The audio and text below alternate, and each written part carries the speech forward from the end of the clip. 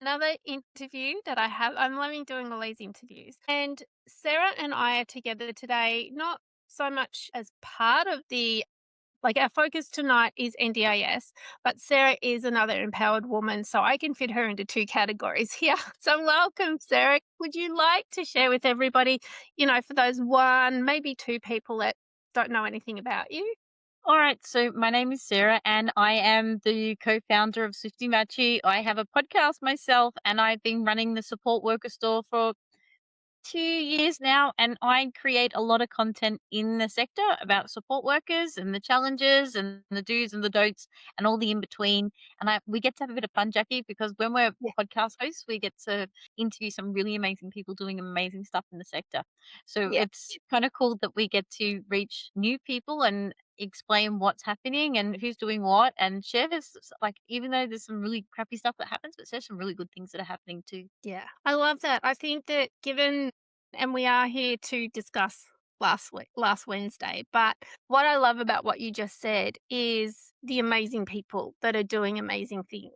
And and it'll never happen, imagine if mainstream media picked that up, like, that would just be incredible. It blows my mind, all these people out there. And the coolest thing when you get to interview these people is that they're just everyday people doing something that might have annoyed them or got a little bit frustrated and thought, I'll just build that. I'll just do that. I can see an area that I can do, and this is my niche, and this is what I do really good. So it's kind of cool that when we get to display it and show that side of the story, because we do care really well. We don't promote ourselves very well in care. That's what I Mm, feel that we like is missing, and that's because we're always that person first before us. The mm, person that we serve before us comes before mm. us, and we're so focused on that.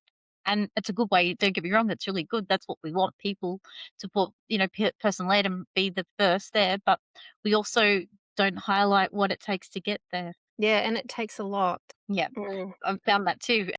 But they've got some of the best stories, like some of the things that you hear and the success stories behind it, like that stuff I thoroughly enjoy hearing and being able to share those stories. Yeah, and that was part of why I developed or started. I saw empowered women positive impact and my book as well to tie in with empowered women because I've got 12 empowered women in that book and a couple are in the disability sector, but then it took a life of its own. It's like we're getting interest in other countries. But I will bring us back to today's topic, which is the announcements that were made last Wednesday. I'm going to try to keep to proposed changes and plans. I think that we need to just bring down the fear and anxiety as much as we Yeah, can. This is what we have to I'd love to emphasize do. the wording that he used because it's nothing set in stone just yet.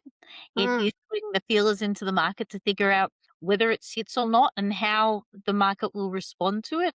And prior to even him talking, there's been 6 months of fear mongering in the NDIS. This was all calculated. I feel like it's quite calculated. yeah, and one of the things that I do want to draw to the listeners, the audience, is that we've been looking at all of this since 2022, 23, and not a lot. Like there has been some changes, but not a lot has happened.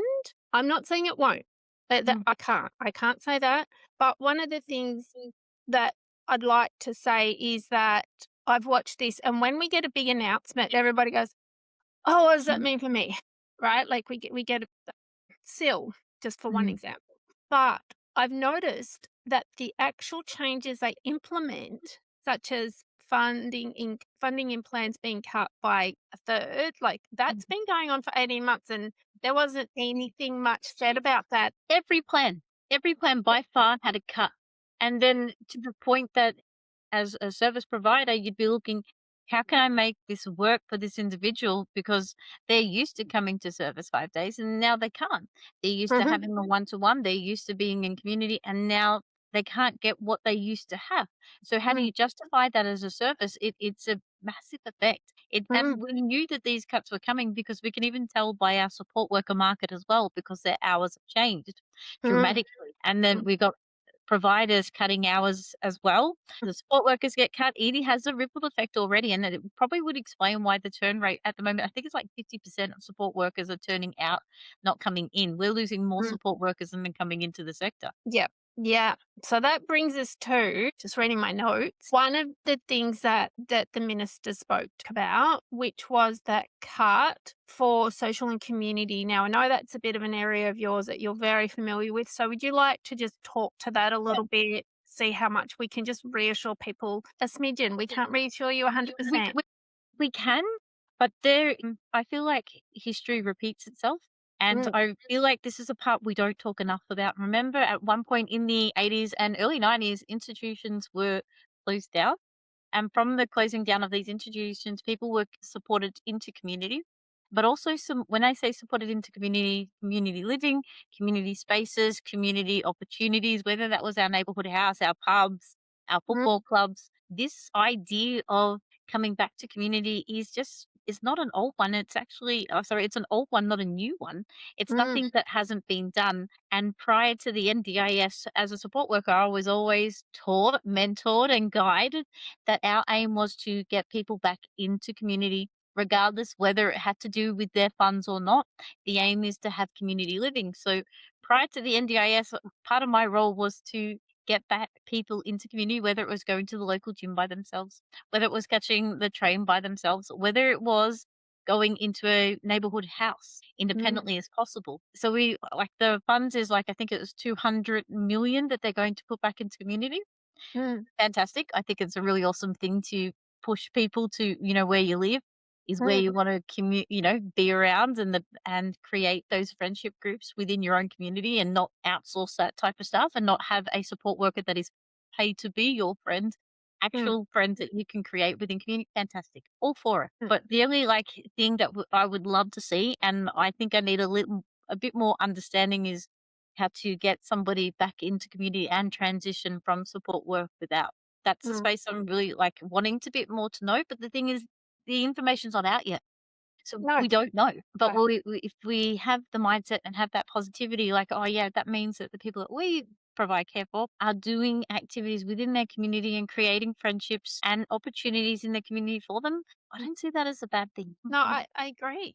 Yeah, I think Um, that I think the way the internet is, now I'm going to show my age here, but before we had these things, mobile phones, and before we had the internet like we do now, we met people in person. When my kids were little, we did the school fete and very heavily involved in that. Like I was part of the committee and everybody came together. We even brought 2 schools together, and we had things that people that were in wheelchairs could still access, and people that, because we had those children, and adults in the community, the children in the school that were in wheelchairs, they just accessed the same things. It was accessibility Wasn't a that big deal.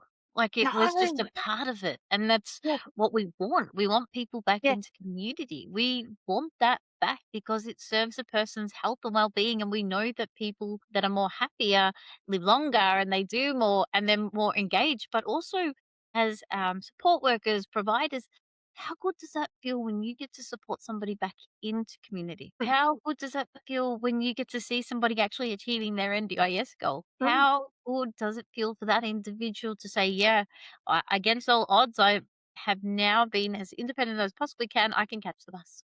I can go yes, to the movies independent. I can do things that I couldn't do a couple of years ago, a couple of months ago, and I can do now." Those mm. type of feelings. What was the point of an NDIS goal if you never achieved them? Well, yes, and I'm just listening to you with that. Like you're making some amazing points, and I'm just wondering, do you think? And this wasn't a planned question, but Go for it. but do you think? And guys, we only plan the question so we try and stay on some form of track. But yeah, outside of that, it was like let's have a discussion. But Yeah. I'm just wondering, do you think that because before the NDIS, there was a lot of community orientated stuff which you spoke to, and thank you. But do you think that in a way, by giving a person one-to-one funding for social and community actually created a bit of a dependency and a little bit of lack of the need for community. Just a thought. Yeah, but I think the thing is when it happened with the NDIS, it grew so quickly and so Mm, rapidly, and it just felt like it exploded, and yes. no provider had enough support workers to Mm, provide support to people. And when there's not enough, you're getting new people in as support workers. They haven't got the mentoring that I had. Like, to be honest with mm, you, 17 years ago, I had fantastic mentors that had been doing it for years. They've been doing it for decades, and they understood key cues and how to support mm, people and how to re-engage community. That they knew off by heart. It blew up so quickly, the support worker space, that mm, there was no mentoring, there was no opportunities to support. It mm, became very kind of like hospitalized, like it was really kind of like strict and like to the point mm, that we didn't see dignity of risk and we didn't entertain any of that. It just became really kind of stuffy. I mm, can't quite describe it with words, but I find now for support workers, they just don't have the training that I had, to be fair. mm, They weren't put into courses like now you have to wait for somebody to have a plan in their plan to have training for something that I got naturally from a provider anyway. That mm, is a huge difference. The support workers are just not as trained as they used to be. mm, And that's none like it's a multiple effect, like it's a bit of an everybody effect, but not having support workers trained, I believe, is the reason why that notion of supporting somebody into community, there's that, but mm, there's also the other factor of, well, if I put them into community, I lose that participant. Now what do mm, I do? If I lose mm, that participant into community, I've got this support worker that's part-time. Where am I going to put them? I still mm. have to pay the support worker under the SHADS award. And do you think that that has then contributed to a lot of people going independent? Yeah. How good's the flexibility when you're Mm, independent? And if you already know what you're doing as an independent, just say so if we're going down this past season, independents are like people that have been at providers of, worked their way up before they went to independent, not straight independent straight away. That's a debate mm, for another time. But yes. if they've done it and they've done it really well, then they get to pick their own hours. They get to work with people that they want to. They're not dictated by a provider when they're available. They're working with that person. And to be honest, the people that we serve love that personal feeling of, yep, Mm, it doesn't feel like I'm talking to a provider or someone corporate. I'm talking to a real person. They mm, understand me. They get it. They've got flexibility in their roster where somebody from a provider might not because they have Sally in the morning, Frank in the afternoon, and Albert at night. It's not the mm, same. I think for the opportunity for independent work is because the market wanted it to. Our people that we serve wanted it because they mm, want that feeling of knowing somebody quite personal, because some of mm, the tasks that they were doing are quite personal, but also yeah. our support workers want the flexibility and opportunity to earn more money as well and Mm. do what they do well. Big effect.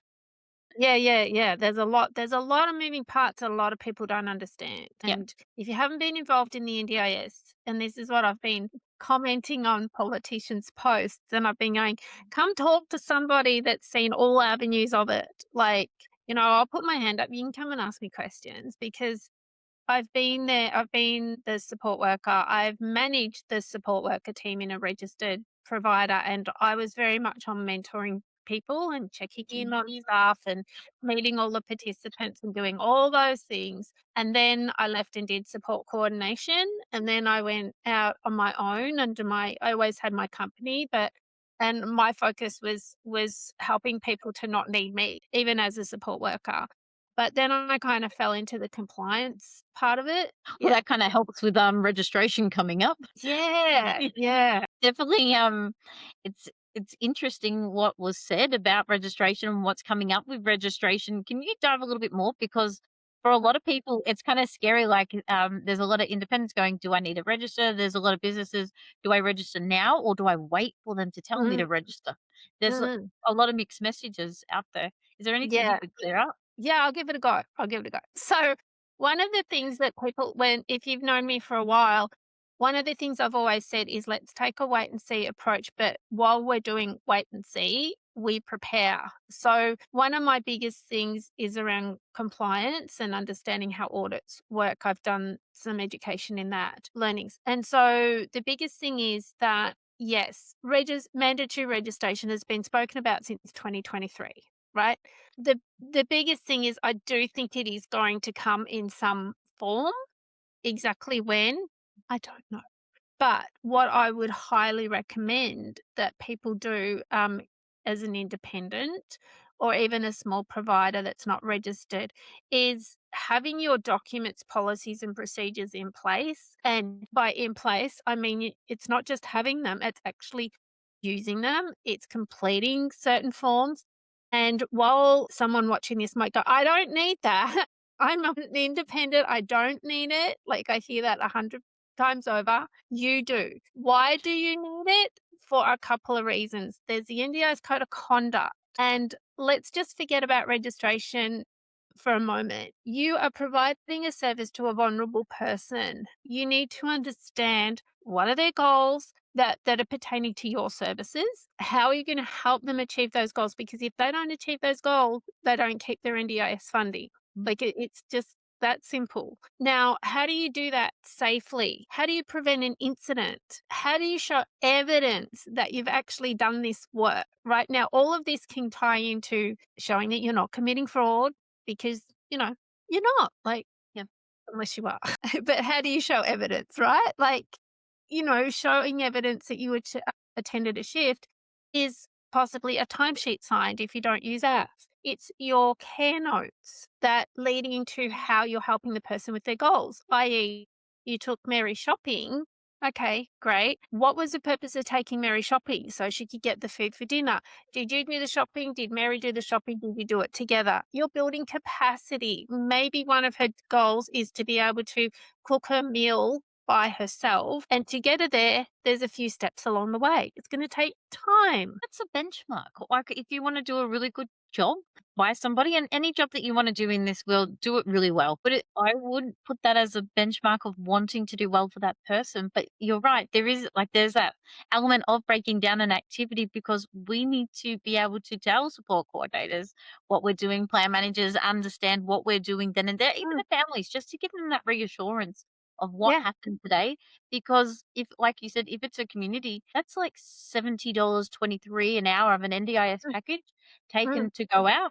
That $70.23 worth it. Yes, exactly. And then there's the compliance part of it that if the payment integrity team come knocking on your door, even as an unregistered provider, which they can do, they are doing, then they're going to say, well, why are we giving you $700 this week? Like, show me why we should pay you with federal funding that $700 or that $1,000 or whatever it is. And part of that is, well, here's the timesheet to show I did show up. Here's the case notes or care notes or whatever language you want to use for those.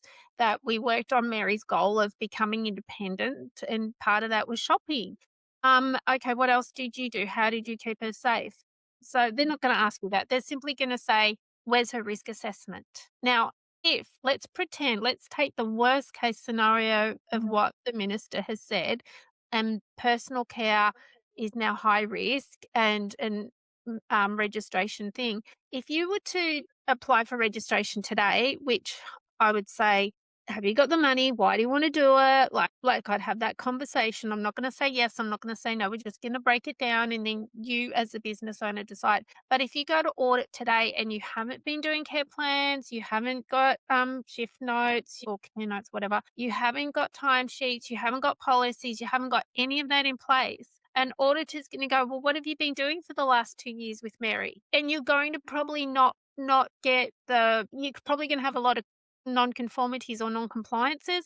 And some auditors are really honest and say, withdraw your application because the commission who assess your application are going to base it on what the auditor says and ask you some similar questions. They might even ask you for evidence that even though the auditor's seen it, they may ask you for further. So it's not just as simple as going and getting your documents, policies, and procedures from someone just for registration. It's about how are you providing safe services to the people today? And we call that best practice. So, Jackie, can I just buy a registration on a Facebook group I've seen and be okay? Well, Technically, yes, you could. My caution with that would be you're still probably going to have to go through an audit and an assessment as the new owner. So, Sarah, honestly, if you don't know what those policies and procedures say, if they don't represent how you personally would run the business and you haven't changed them and you're questioned and you're audited, you may have wasted your money. So Or, would it or be might have been a lot more money than what you could get away with it for. so if I was a independent looking at all like to build this, can I just chat GPT it, Jackie, like and get it done that way? Or should I go to and spend a bit more time and detail on it to ensure that when it does arise and when the if I am viable? Well, once again, technically, sure. I've tested ChatGTP and it can come up with some good things. Mind you, then I start arguing with it, and I know it's not human, but I go, but hold on, what about this? And what about that? ChatGTP. So I just want to break it down a little further. The way I operate is sure, I have the bundles, the documents, policies, and procedures. Some of them I could add additional ones too. So there's your basic one that you could do for best practice now, not registration. But when you get them, they're templated just to help you know what is ideal. But what you do is you go through it. So and this is what consultants don't do unless they're really 100% Yep. working with you for your business, and that takes a lot of work. Um, the one way is that if you're using ChatGTP, do you really know what you're asking? And do you know that what you get is actually correct?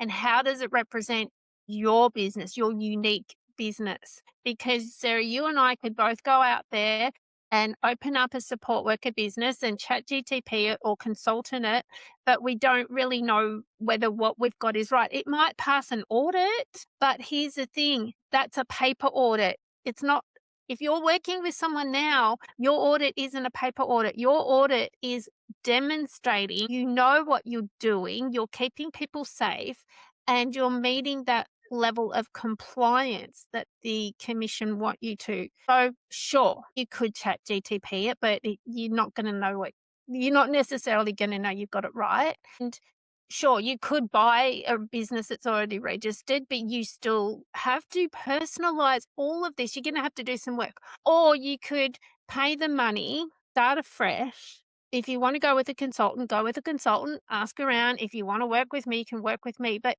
ask around and see what you're getting for your money. Yep. Just ask the questions. Few support workers that would be listening to this and thinking about whether I go business, whether I do keep doing an independent and Mm, see where the registration lies. A few of them sometimes get a bit scared by the auditing process. mm.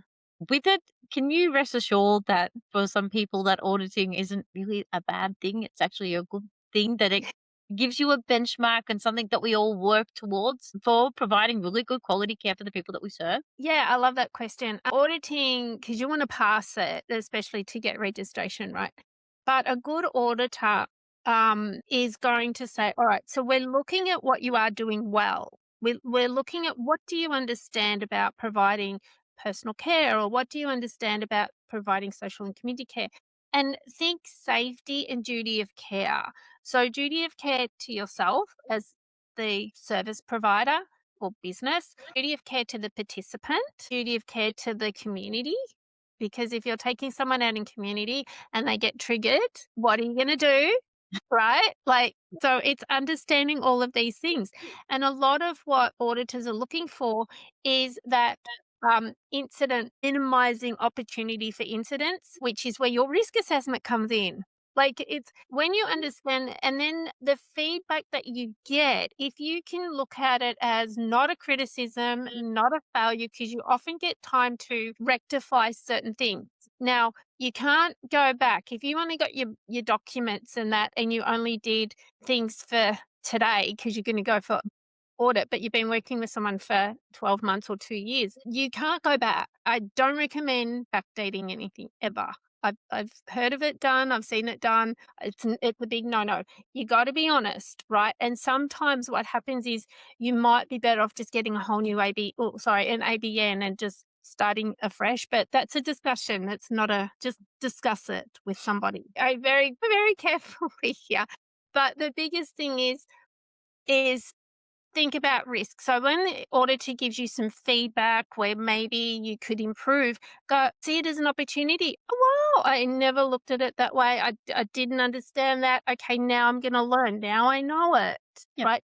You only know what you know and you don't know what you don't know. I've got a question. Sorry. Yeah. So he was talking about 90% of providers being registered and 10% not. How does Mm. that, like, how, like, and when I heard that, I was like, how does that gonna look? Like, Well, how do you get into, like, there's probably a few people going, how do I become the 10%? yeah. I don't know from the minister's perspective. I just know when I think about what the task force did in 2023, 2024, that Bill Shorten put that together. Natalie Wade led that, and I do have that report. And then I broke it down for those of us that needed it broken down. And so I would think that that 10% would be cleaners and gardeners. I Yep. just if we go by what Natalie Wade had put down, then I think it's and any stores, but ironically, I have heard that Bunnings is an NDIS registered provider. So, I don't think Coles and Woolworths are yet, but, not There's yet. still time. There is still time. Yeah, yeah. Yeah, I thought that that was interesting and not to be mean, but I couldn't kind of take him 100% serious that he understands the NDIS the way you and I do, because when he said that plan managers were pushing for plan reviews, I'm like, "Wow, I didn't know plan managers changed their role." Like, so Mm. his error was that that's a support coordinator. But Sarah, where do you think the support coordinators and potentially plan managers are gonna sit? Because he did discuss that one in Yeah, that. it's weird about all that because they were talking about plan management getting a cut by like 30%. So at the Mm, moment, if you're using a plan manager, it's like $140 a month that you're spending. You mm. cut that, it's like $98. I haven't heard any of them be up in arms about losing, what is it, like $50. They don't get a lot as it is per So plan anyway. one part of me is like, oh, that's quite interesting that they're not complaining about that. But then Mm, when I look about it, there's three big players in plan management. So I was like, well, is this a way to reduce the amount of plan managers in our sector? Because a bigger guy can, outstand this storm, but a small one may not, because that is a lot at, for a small provider to lose down to $98 a month. You got mm, 20 people, it's not the same income anymore. mhm, It's a mm, massive drop. And with plan management, there is a lot to do with it. And I sat with a lot of plan managers at a previous role, and you would hear how many times they had to send it back because it was wrong. The mhm, workarounds and the work around it is not that easy and simple. The amount that they send back for people to correct is quite high. So all that time, like I remember mm, thinking, God, is it even worth being a plan manager?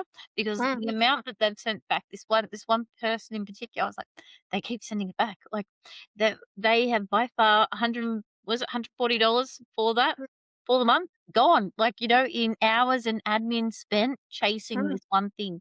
I think a bigger provider can get away with it. I don't not sure about the small ones yet, but yet Yep. they've been quiet, which I thought was odd. Yeah, I think they're processing, because I remember when the Allied Health got their cut and it was like petition and we're fighting, and it was such so loud, and guess what? Didn't work. It didn't make any Yeah. difference. And I've had a lot of people that have come to me and said, Jackie, we sign our petition about we've got to bring these changes and they can't do it without us. And I'm like, hold on a minute. Like, let's face reality. And for all the people, all the independents or support workers in particular that say they will never bring this in because they can't do without us, I hate to burst your bubble, but they can. So if all of you left tomorrow, okay, that would be a little bit of a problem. But I work with providers how they can expand quite rapidly.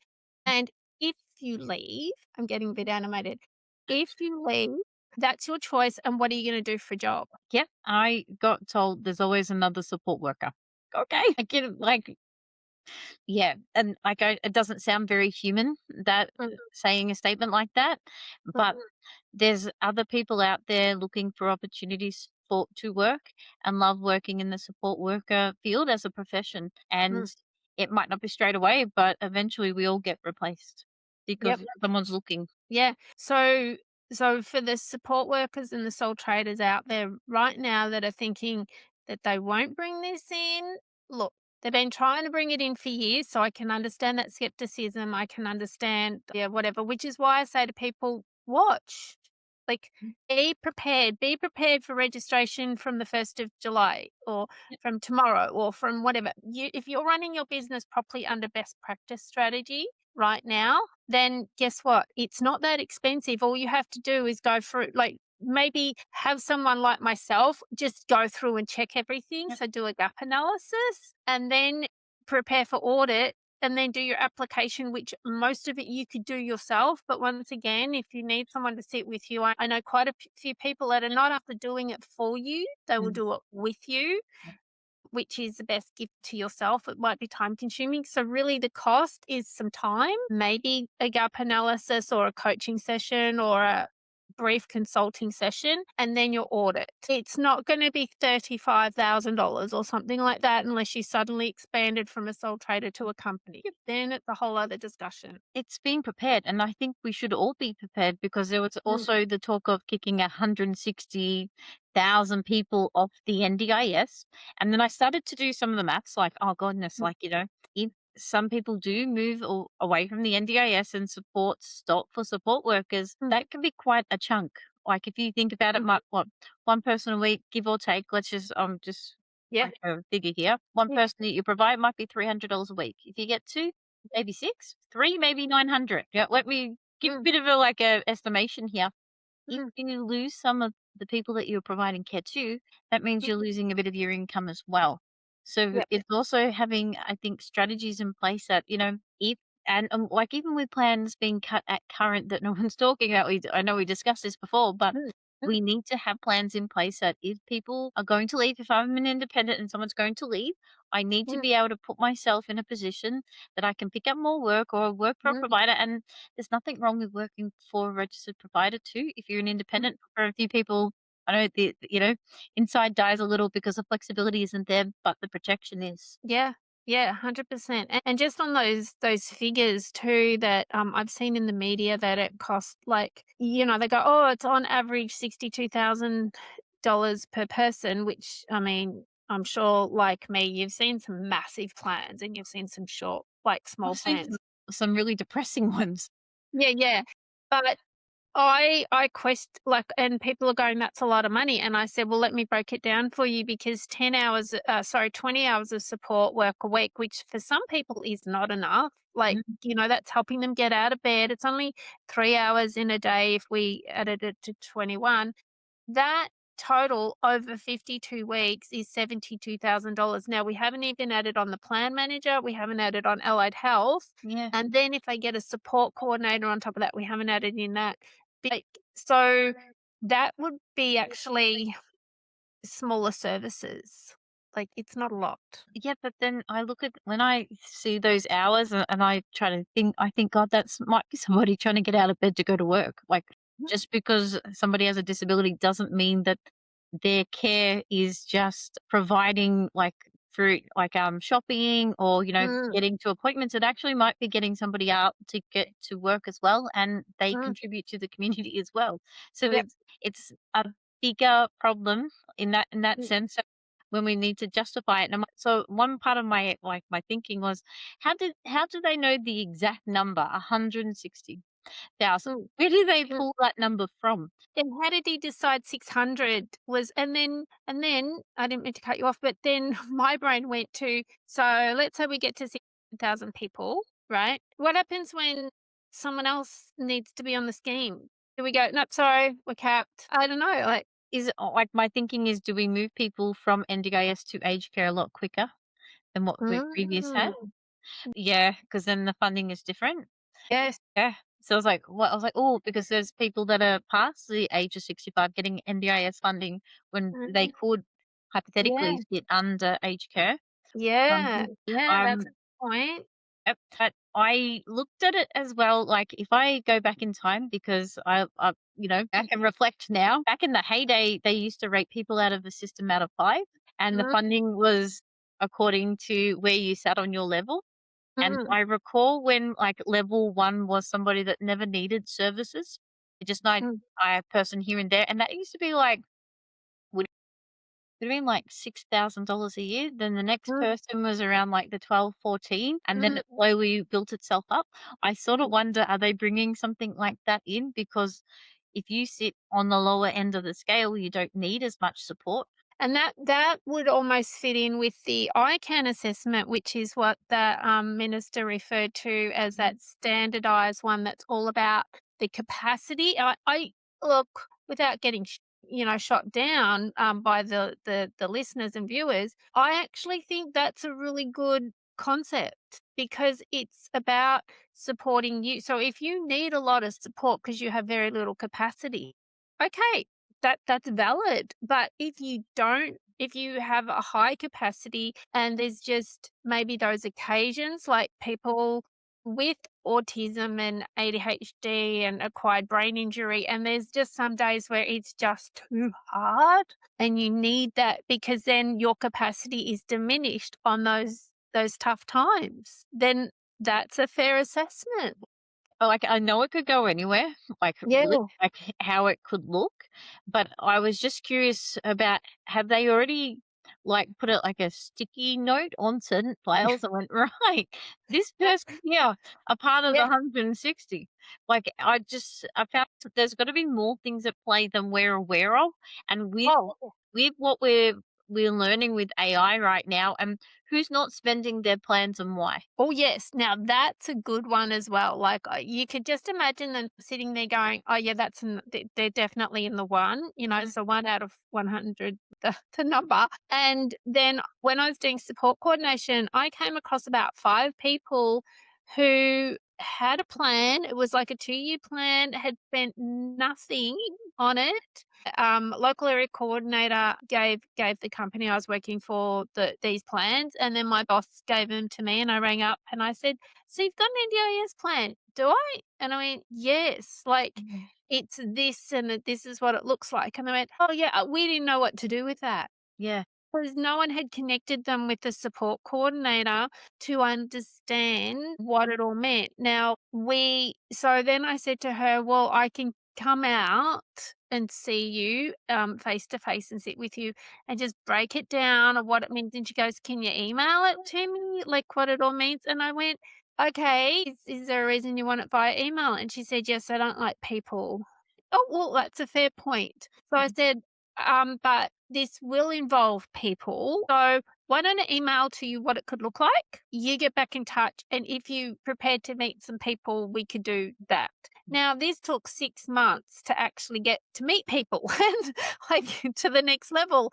But that had been, and we were pushing because if she didn't start it, she would have been taken off the scheme. Yep.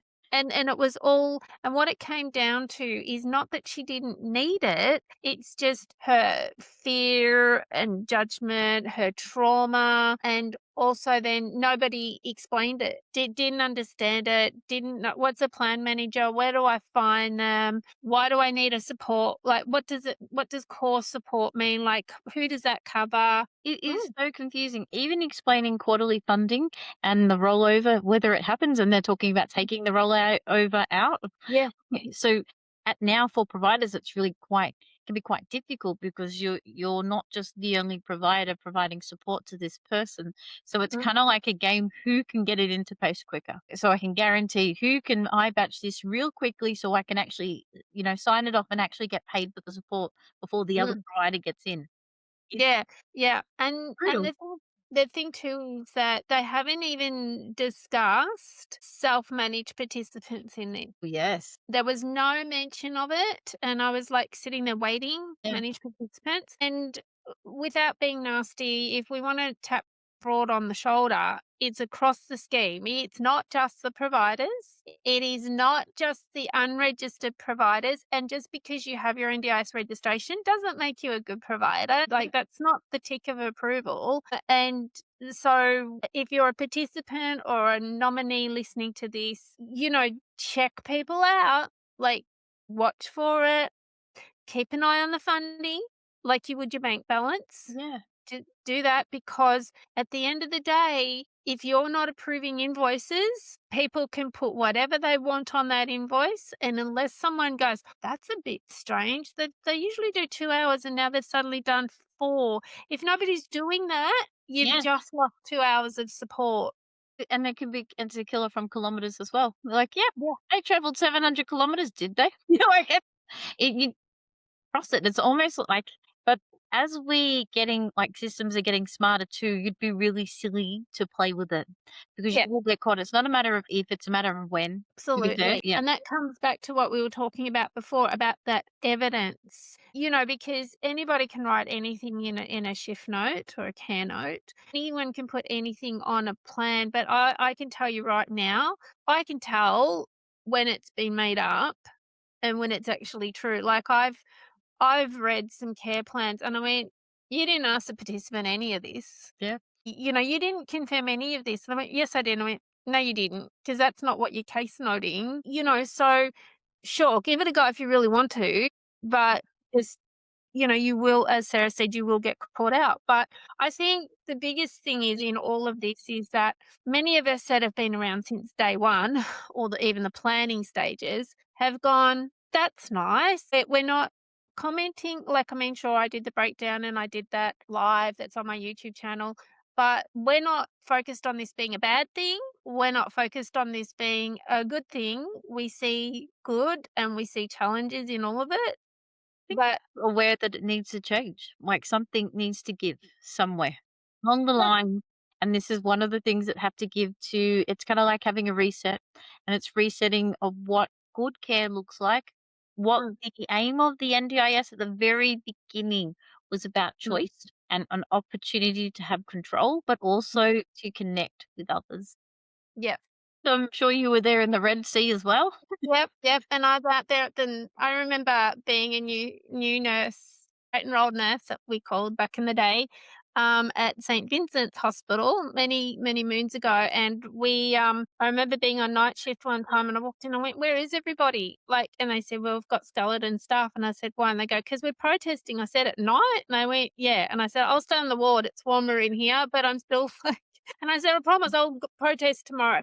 I mean, but we're all for, Not the NDIS, because we all know it people have more now than they've ever had, and we you cannot deny that. There is no NDIS anywhere else in the world but Australia. Services and systems, as much as like, when I hear people complain about it, and then, like, my inner me's like, "Well, back in my day," like, Mm, like, like, it was worse. So, mm, what we got now is, like, it is good. Yeah, we want better.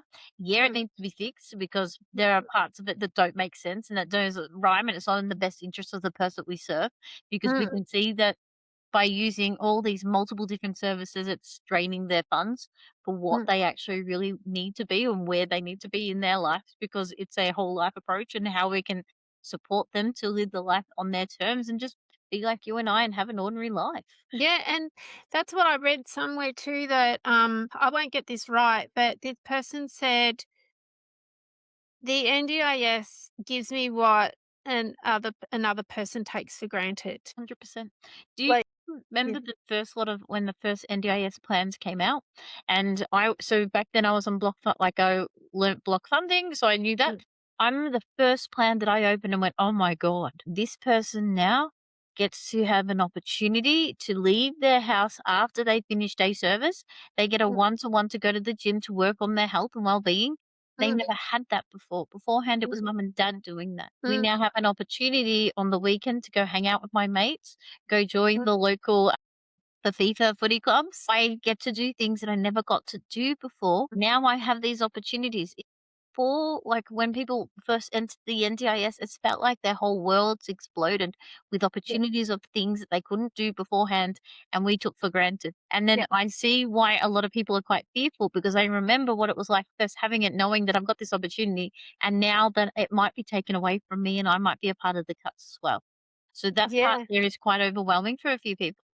Yeah, 100%. And I think that there is a lot of genuine, real fear out there for people. I remember, like a family member of mine, I call them auntie and uncle, like they're my godparents, and their younger daughter had Down syndrome. Carmel's crossed over now. But remember saying to my auntie just not long ago, and I said, like, "You just got on with the job," because there wasn't NDIS. There was group activities where Carmel could go and she could learn to cook, and she found her boyfriend and all these wonderful things. But for the most part, it fell on the family.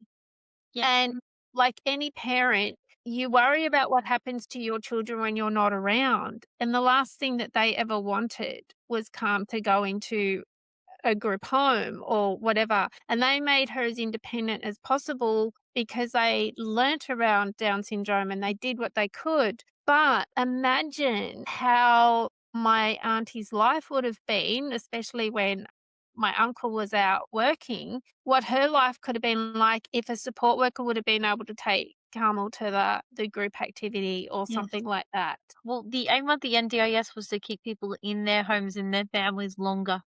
So Mm, it was the NDIS started, that's how it looked. Then in between all that, the seal space just came about, like, it came into play a couple years mm, later and absolutely exploded. It mm, wasn't ever that way. Like, before, like, if think of the really beginning of the NDIS space, a mm, lot of people that it was really hard to get into a, service to live in a house with other mm, people, and if you did, you lived with another 4. mm, So it wasn't a space of 1 to 3, and it was very selective of the houses that were able to run. It mm, and compared to now where there's a lot more before. There were like mm, 5 big providers and a few for-profits, but they were very small. They were mm. the for-profits were the majority, and the Mm, non-profits were, the small guys. mm, mm. Yeah, and I think too that while it has come a long way, I think we do need a lot more governance over still homes. I have been to some and they have not been nice. And also we had to schedule the visit. It That was wasn't my yeah, and like I was going with someone because we were building a case that they asked me to come with them and just be and so we just said, "Look, I'm a family friend." They didn't know who I was, and I remember going in to this house and I just shook my head. Now, I didn't know these people and I didn't know the woman that I was visiting, that well, but I heard the story. I heard, you know and even over a period of time of us going back, but you could see the decline in her and she just didn't want to and she, lived in a house where the, support team were not the same culture as her, and she didn't like that culture food. Like, there was a lot of things that she literally couldn't eat. Wasn't, discrimination, but because that's all I would cook, yeah. she didn't eat, she lost weight, all these things, but the scheduling of visits and things like that. Now, I know the staff have to be safe. We have to know who coming and going, and especially when we went through COVID times. Like, I understand all of that. But this supported independent living, which the minister has made reference to as well, it says it's supported independent living, not we're running this place and it's like a hospital or whatever. So I think that when any SIL providers out there, and I think this is where the independents are going to get caught out because independents providing SIL as a team are all going to have to be registered. Yep. Like, and there are massive fines. This is part of the research I was doing. In the legislation, it's massive fines if you aren't once it's mandated. So, but the thing is, this is someone's home. You're Well, in your home. I'm in my home. If somebody said, we have to screen whether your friends come over to visit or not, go find away. so wild because I like, and I didn't think that this was like I thought it was common practice. I thought it was common practice that people, when they live in a seal, they'd come Mm, together and discuss the menu for the week and mm, who's doing what and what's going on, and you meet together and have a conversation like, "Yep, mm, I we on Friday there's a shift swap. There'll be Elliot instead of Sally," and then mm, discuss. Well, actually, I feel really uncomfortable with Elliot. I'm mm, female, and I prefer a female support worker because I, mm, got personal care and things that that mm, fit. I thought I was used to that model mm, honest with you, when, it was only 5 big mm, non-for-profits looking mm, over the accommodation space at that period of time prior to the NDIS. I mm, thought the NDIS, a model like that, would come along with it, but it mm, didn't, and somewhere in between, I was like, I feel like I've visited a few myself, and I was like, I don't know if I'm in prison. Like, mm, I've never I don't feel very independent, and I don't feel like I have choice, and when you create, like, I know I'm off topic, but when you create if you're a provider of seal, you need to create somebody a home so they live there for decades, not for tomorrow, and you have to provide that safety and that security for them, but also they have choice because the support workers, the house supervisors, they come and mm, go. They come and go, the churn rate too high. If I mm, can create a group of people that can live together, enjoy living together, and have a really big say about mm. how they live together, them staying as a unit and enjoying each other's company is by Mm, far more important. 100%. And it could even be the opportunity to build some capacity and have a quality life. Just because somebody and their funding is 1 to 3, so they're almost forced into living with other people. It's no different to Sarah, you and I, in different times, being uni students or whatever, going and looking for housemates. It's the same thing in theory. However, we just need other people to come in and help us out. Yeah. Yep. That This is that where and yeah, we should get and I don't think we're off topic because I think it's all just part of it all. it should be this. Yeah, I think it should be a standard that people meet and talk and have an Mm, opportunity to talk about their supports as well and what they look like and what sits well and have the right to complain and advocate for themselves. This should be normal practice. If nobody is making a complaint within your service, regardless whether if you're a registered or non-registered, if no one's making a complaint in your service and your service has a problem. oh, And 100%. Same as, I went to like, I go out to companies sometimes and do gap analysis, and I go, "So show me your incident register," and they go, "Sure," and it's empty, and I go, "What do you mean it's empty?" show me your complaints register. "Yeah." And they go, "Well, it's empty." And I go, "Yeah, but I get feedback all the time, sometimes that I don't really want it." But, you can't grow, you can't know how well you're doing if you don't get feedback. I used to do complaints management. We were called CLOs, consumer liaison officers in a big Melbourne hospital. Technically, we were the complaints department because we didn't get a lot of compliments. Like, um, 'cause, the nurses got those. I used to sit there and go, "Oh, good, another opportunity for quality improvement." Yeah. I heard for somebody like I podcast with this dude a while back, and he said to me, "A complaint is a gift." It's like, Yeah. all right, like, tell me more. I mean, because how are you to know something is wrong in your service and where it's missing if you don't Mm, receive it? And mm, if you keep going without any complaints, and your service has a problem, but it also means that in our sector we're not lifting people up and letting them mm. advocate what they like and what they do like. And somebody that is well heard is more willing and will stay with you because you, as if I draw this back to seals, you can get kicked out as a provider of a seal house. They can vote you out and get another provider. That can be done. Yeah, and what the and just to add to that, what a lot of people don't realize is that there's the sell agreement and then there's the tenancy agreement. Yeah. So if you've rented as the provider, if you've rented the house, to fill it with these people, and then they say, "Actually, we don't want Mm. you as our provider anymore," then technically they've signed a lease to live there, so you can't boot them out of the house unless you've checked your tenancy law in your state. And yes, they can bring in a different provider. Yep. And it can be done, and there's plenty of providers out there willing to take it. Yep. So Yeah. you're best off doing best practice and best listening and putting these things in play prior to that even happening. I love your passion for the industry, Sarah, and the value that you bring because you've been around for some time and seen the different layers of it. No. These are laughter lines. Exactly, exactly. I'm 60 this year, don't tell anyone. But, but also the way like, what one of the other things that I love is that you're bringing empowerment to the participants and their family or their informal supports or whomever else, as well as the support workers, because without the participant. We don't have jobs. Yeah, to be honest, we don't have jobs, we don't have an income, so we should be very cautious and very aware that all of this comes because somebody has a disability, Mm, or else we wouldn't have an income, we wouldn't have a job, everything would change because of that, and we have to acknowledge the fact that we only exist because of it. yeah, yeah, I love it. Well, guys, we're gonna leave it here because honestly, Sarah and I could be still here in 24 hours. So, and I mean, like, we're like, yeah, we're both very passionate. If you haven't picked up that we're passionate, I'm telling you, we're passionate. And so, both Sarah and I are going to release this video, so you're gonna see different shorts. You're gonna see lots of it around. But follow both of us because between us, we kind of bring it all together. Sarah brings her strengths, I bring my strengths, and it is all about empowering people to live a quality life. So thanks for being here tonight. Really appreciate it. Enjoyed it. Thank you so much.